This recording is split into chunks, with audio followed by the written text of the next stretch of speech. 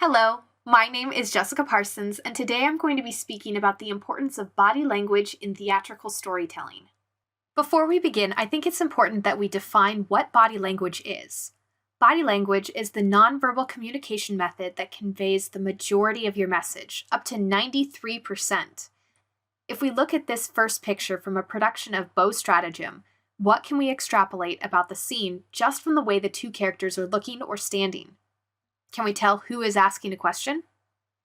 What about the second image with the newspaper from a production of The Curious Savage? What can we determine from the body language? It's important to understand that in theater, the general goal is to tell a story about people connecting with others. The style of the show can affect how realistic that portrayal will be, but at its heart, theater is about real people sharing the stories of characters that should feel real in some way. If you could record yourself watching this presentation, you'd notice many movements and habits that you have that will communicate something about your mental or emotional state. Maybe you pick up your phone at some point to check a text. Maybe you have a nice cup of tea that you'll sip from, or maybe your eyes will droop as you fight to stay awake. Again, all of these things communicate something about you. That you value friends and connections, that you believe in self-care and relaxation, or maybe you just like tea. Or that maybe you didn't get enough sleep last night. Actions speak louder than words. If we're looking at actions as a whole, what happens when we break those down even further into their base meanings? Breaking down the morphemes of movement, if you will. That's where we get a beautiful merging of movement, psychology, and what it means to be alive. That's when we tap into a realistic and nuanced performance. And that's what we're going to be exploring today. I'm going to share with you a recording from a preview of an Irene Ryan scholarship scene for the Kennedy Center American College Theater Festival in 2020. First, I'll have you watch the performance as a whole, and then we'll break it down. Jessica Parsons, and this is my scene partner, Alyssa Crable. and I will be performing a monologue from Grounded by George Brandt, and then we will be performing the scenes, one from The Revolutionist by Lauren Gunderson, and the other from The Raven and the Nightingale by Gay H. Hammond.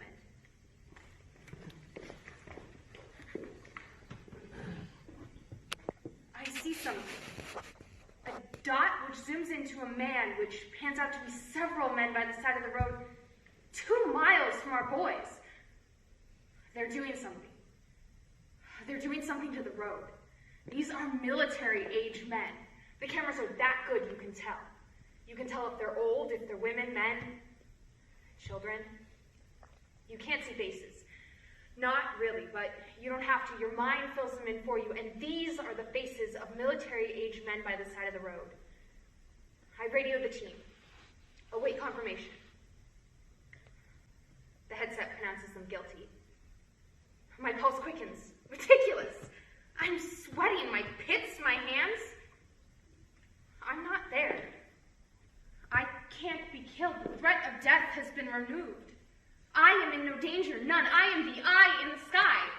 I am in no danger, and yet my pulse quickens. Why does it quicken?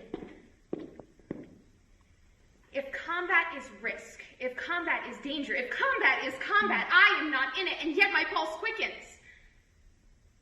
It's not a fair fight, but it quickens. I wait. The eye in the sky waits for the putty people to get closer together. Just a little closer, closer, closer. Back to place. Fiction, I can fix. Reality is way too hard to write. At least drama has some structure, you know? We're headed somewhere clear, and I think this play might be good. Like, actually good. And it's about me? That's hilarious! Actually, it's a very serious epic historical political drama with a few songs thrown in that will tell the story of women of our age, of vindication for generations, because it'll last 5 hours long. But the title, something cute, something that says she's innocent, the lovely queen, or perhaps Braveheart. No, it has to be something sweeping and profound. Something like France Preserved. Sounds delicious. Okay, maybe not. France Saved. Oh, that's nice. I'm thinking, is France Ingenue tied to a train track and what are trains? France Saved. tyrant dethroned. Ooh, yeah. Do what now? Well, I want a country that can own itself, and I don't think we can do that with monarchy. So in this play, Silence! No queen. That is not. Wait, do I die in the end? well, I haven't written the end. You said we're headed somewhere clear. Drama has structure. Well, where the hell are we headed and why is it not a beach?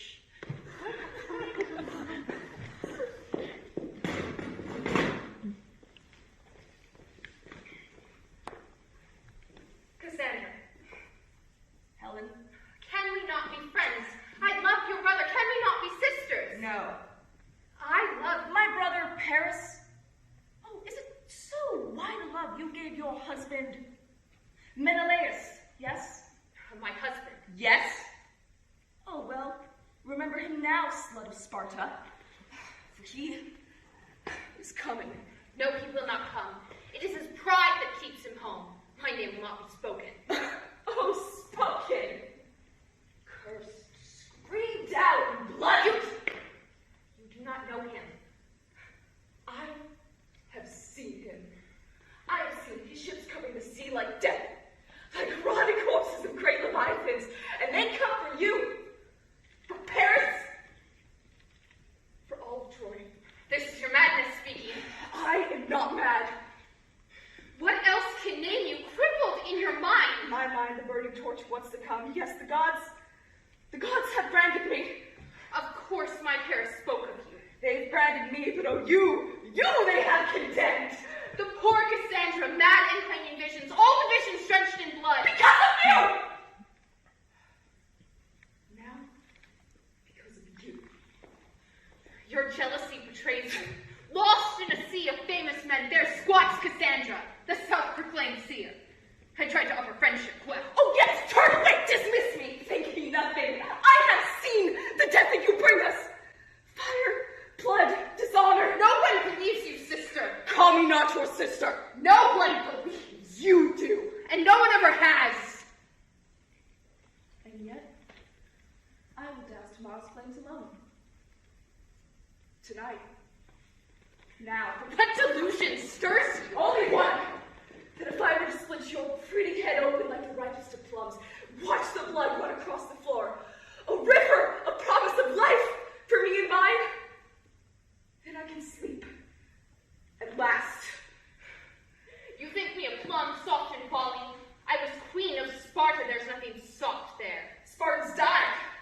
And Spartan whores are never missed. A pulling, rubby Trojan princess thinks to kill the daughter of Zeus? My gift to Paris, to triumph to Hector and all of Troy. My gift shall be the ridding of this canker from the midst. Don't you see the bliss, O prophetess, that falls upon my new family when you are gone? I am stronger. I! Kiss me, O sweetie. We might yet be friends. Thank you.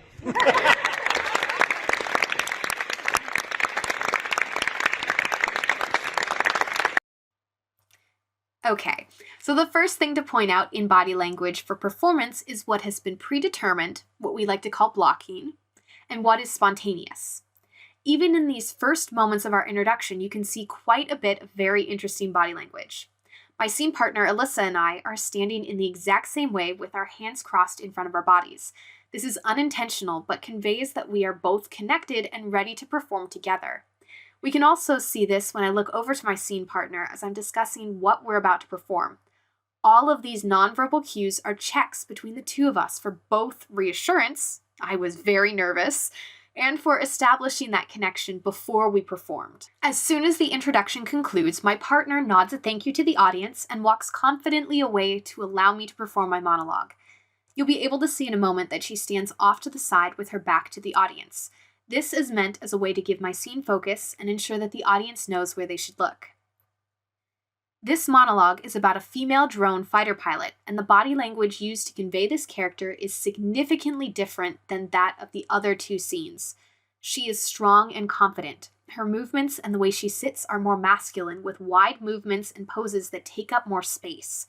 I used breath quite a bit in this performance to keep the rhythm and to convey the heightened emotions of the scene.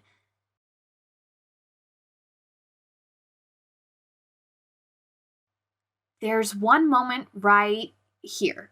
Did you see it? Yep, a beat of absolutely nothing except for one breath that signals a decision being made. With that moment, I'm able to convey an entire line of thought and a conclusion. How? Through one breath and a change in posture and movement after it. Pretty cool stuff. The transition.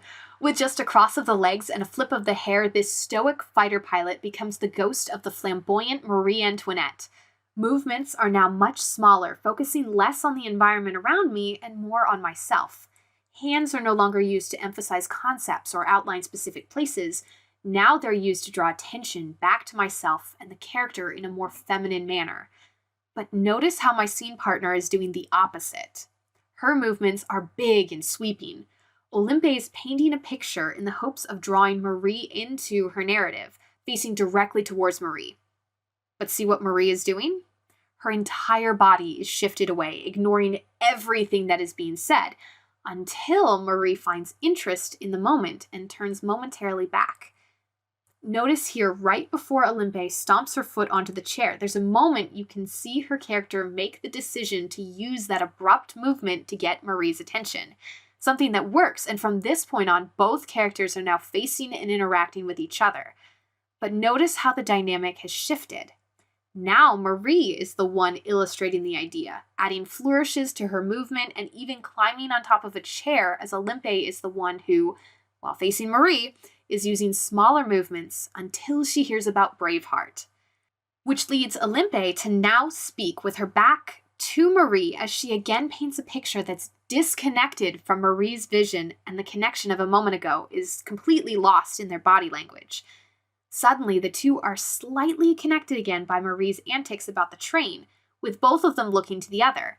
But it isn't until Olympe mentions a tyrant dethroned that the two really connect again. The distance is closed, the two are looking directly at each other. Suddenly, Marie wants something from Olympe, and she's going to work to connect with Olympe in the hopes of changing the narrative. So much so that for the first time, Marie is willing to make a physical connection with Olympe to push and hold her in the chair. Marie turns away to paint her own vision, again separate from Olympe's, as the scene ends for us. And another transition, but first, notice how there's a brief beat to close one scene before the chairs are moved. That's something you'll find in almost every performance. It's called a button, or a moment to let the audience catch up to that last moment before everything changes. Again, the absence of movement or change can carry a lot of information. Alright, so we grab the chairs and put them away. But did you see the subtle shifts in the way we move? My steps aren't so small and feminine anymore. This is Jessica's natural body language in this moment of transition. But do you see when I put down the chair? There's a subtle bending of the knees and again a breath as Alyssa gets into position. My shoulders roll back slightly and a more regal stance and graceful movement pattern begins for my character Helen of Troy. My center of gravity is now higher, and again the stance is a little wider while still remaining feminine. Alyssa's seated position is not at all regal. It shows how Cassandra doesn't feel a need to put on appearances around Helen. There's no pretense and nothing she wants or needs from Helen. Notice when Cassandra mentions Helen's husband, suddenly her body shifts. She's closed off and facing slightly away from Cassandra. Even when Cassandra gets up, her movements are not smooth. We know she's tired. The lack of movement from Helen here gives us the ability to focus on Cassandra in this moment. As Cassandra recalls one of her visions and comes towards Helen, her initial reaction is to argue back until Helen remembers that she is here to make friends with Cassandra. We can see the subtle shift right before Helen touches Cassandra. Suddenly, the movement of her hands aren't out of frustration, but comfort. The softening of the legs and spine, as well as a willingness to make physical contact, both illustrate these points. Cassandra takes the touch as a sign of manipulation, as she should, and takes Helen's wrist. Something we can see confuses Helen before Cassandra's words sink in, and we see Helen break the connection in an effort to block out Cassandra's vision. Even before Helen voices that she does not believe in Cassandra's vision, we can see Helen's reaction play out in her body language. Next, we see as Helen shifts, not sure if she should get closer to the raving Cassandra. We see Helen's frustration as she realizes she won't be able to achieve her goal of friendship unless she can quell Cassandra's madness. Cassandra's movements get larger and her hands keep moving towards her mind as she tries to convince Helen. These gestures indicate where her visions come from, and she's trying to physically block them and pull them away with her hands. The shove when Cassandra mentions Paris is out of Cassandra's own frustration, but also as a way of trying to get a reaction out of Helen about the fate of the man who she supposedly loves. There's a moment where Cassandra starts to come towards Helen, who takes a step back as she questions Cassandra's intentions. It's the only indication we get that Helen is beginning to become concerned about Cassandra's intentions, and something she instantly tries to remedy once Cassandra turns her back. That step forward is a nonverbal way for Helen to reassert her dominance in the situation. She also leans towards Cassandra. But when Cassandra turns around screaming, Helen instantly reverses her course, standing back up straight and taking the step back again. This allows Cassandra to close the distance, but again, Helen is using her full height and the power in her stance to intimidate Cassandra, unsuccessfully. Cassandra gets one more shove to the shoulder that sends Helen one step back. As soon as Cassandra turns her back, Helen uses the opportunity to again verbally attack Cassandra. But notice that Helen doesn't get closer to Cassandra. Helen follows to stay at Cassandra's side, but allows the distance that is created by Cassandra's diagonal path. Helen is now beginning to study Cassandra as she would an enemy. She's becoming more of the soldier and less of a sister. Again, we don't hear Helen's caution in her words, but we see it in her movement. When Helen goes to leave, she lifts her hand in a pose reminiscent of surrender. Helen knows that Cassandra is a threat now, and chooses to leave before that threat can be fully realized, and before Cassandra can realize how much of a threat she poses. Cassandra closes the distance, and while you can't see it in this recording, Cassandra's movements are large, and her legs and hands lift in a frustrating way that shows how she feels a lack of control of every part of herself. We see Helen pause and truly listen to Cassandra before once again reaching out a hand and walking towards Cassandra, again offering friendship, something Cassandra immediately dismisses, using a pointed finger like a dagger to emphasize and drive off Helen. Again, we see Helen using her full form, leaning towards Cassandra in the hopes of intimidating her.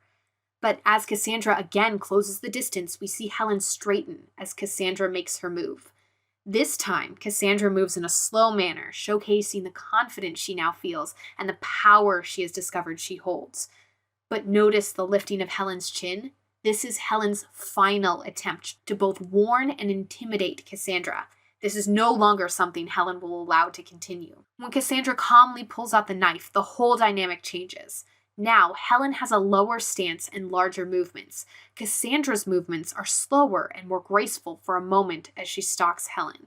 Cassandra now holds the power in this moment, and we see that the tired and raving woman has a sudden calm rush over her body until the visions take hold of her again. We see Helen lowering her hand as she reclaims her power and recognizes Cassandra's moment of weakness. And here we see the chin rise. The movement forward becomes larger and more masculine as Helen reasserts her authority and title against Cassandra. The intimidation works as Cassandra, without lowering the knife, moves backwards, her stance lowering and her shoulders rolling forward. This is something that Helen uses to bolster herself. Cassandra realizes she is no match for Helen, and as her movements get more erratic, Helen closes the distance confidently despite the fact that Helen is unarmed. Helen begins to copy Cassandra's early movements, bending at the knees and holding out both hands. This is meant to taunt Cassandra into attacking. When it doesn't work, Helen begins to move back, realizing that Cassandra is no longer a threat. When Cassandra comes running towards Helen, Helen knows she can easily dodge and take the advantage.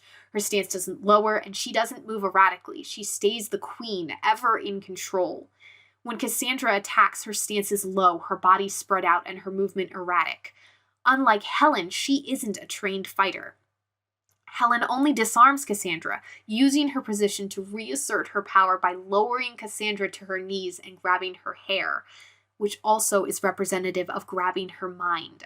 Cassandra's response is to spit in Helen's face, a distraction that Helen doesn't fall for, although we can see in the reaction and the tightening of the grip in Cassandra's hair that it does have some effect on Helen. Cassandra is then thrown to the ground and immediately covers her face, bringing her legs in to protect her core. She knows she has lost and that Helen has won. Helen stands with a wide, masculine stance over Cassandra. The pose is almost animalistic in her posture with the hunched shoulders, and it's obvious that this fight isn't over. But it is the end of the scene, and we see a swift return to Jessica and Alyssa and their normal movements and body language. Notice how, after I pick up the knife, we fist bump and walk shoulder to shoulder back? We're best friends in real life, so scenes like this are a lot of fun to play with. As we saw in the example, so much of the scene came from what was happening underneath the dialogue. We saw characters repeating or mirroring movements from moments before. We saw a distinct contradiction between what a character was saying and their stance. We also saw how relationships and connections could be established or broken based on the way a character chose to interact with another. But more importantly, we saw how even the tiniest details gave us insight into what a character is thinking or how they're feeling about a moment. This sort of detail work is what makes acting so fun to perform and so beautiful to watch. I hope you will take some of the examples and observe future performances with an eye towards what the characters are and aren't saying. Thank you.